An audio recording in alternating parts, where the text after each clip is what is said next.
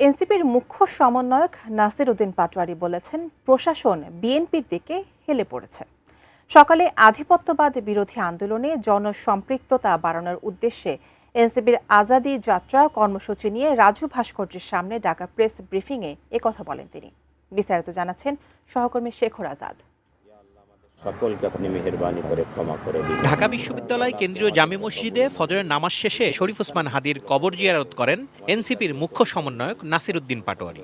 পরে রাজু ভাস্কর্যের পাদদেশে প্রেস ব্রিফিং করে আধিপত্যবাদ, সন্ত্রাস, দুর্নীতি ও চাঁদাবাজির বিরুদ্ধে ইনসাফ ও সার্বভৌম বাংলাদেশ পুনর্গঠনে আজাদি যাত্রার ঘোষণা দেন এনসিপির এই নেতা।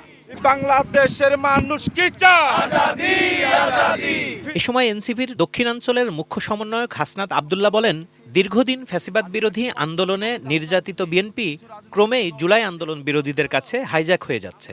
শহীদ জিয়ার যেই আদর্শিক যে বিএনপি, এই বিএনপি থেকে ক্রমশ বিএনপি সরে যাচ্ছে এবং বিএনপি কাদের দ্বারা এবং কিভাবে হাইজ্যাক হয়ে যাচ্ছে তা আমরা আমাদের সামনে আমরা দেখতে পাচ্ছি। একই সাথে সাথে নির্বাচনকে সামনে রেখে প্রশাসনের যে নগ্ন ভূমিকা আমরা দেখতে পাচ্ছি তা আমাদেরকে বিগত 3টে ইলেকশনের কথা মনে করিয়ে দেয়।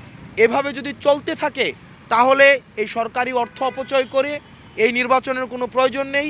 এনসিপি মনোনীত ঢাকা ৮ আসনের সংসদ সদস্য প্রার্থী নাসির উদ্দিন পাটোয়ারি বলেন, গোলামীর জোট বাদ দিতেই আজাদির জোটে অংশ নিয়েছেন তারা। এনএসআইর প্রধান গিয়ে মিটিং করলেন, বিভিন্ন প্রশাসনের যারা কর্মকর্তা কর্মচারী রয়েছেন তারা অতি উৎসাহী হয়ে তাদের সাথে যোগাযোগ করলেন। এটা সরাসরি নির্বাচনী যে আচরণবিধি রয়েছে এটা লঙ্ঘন, এবং যে গণতন্ত্রকামী বাংলাদেশে মানুষ যুদ্ধ করেছিল, যে গণতন্ত্রের পক্ষে লড়াই করেছিল, সেই গণতন্ত্র থেকে একটি ফেসিজমের দিকে, একটি ফেসিস্ট কাঠামোর দিকে বাংলাদেশ চলমান হচ্ছে। এজন্য আমরা সকলকে আহ্বান জানাবো, আইন শৃঙ্খলা বাহিনী কোনো দলীয় দাস হবেন না, আজাদির পক্ষে থাকবেন, কারো গোলাম হবেন না।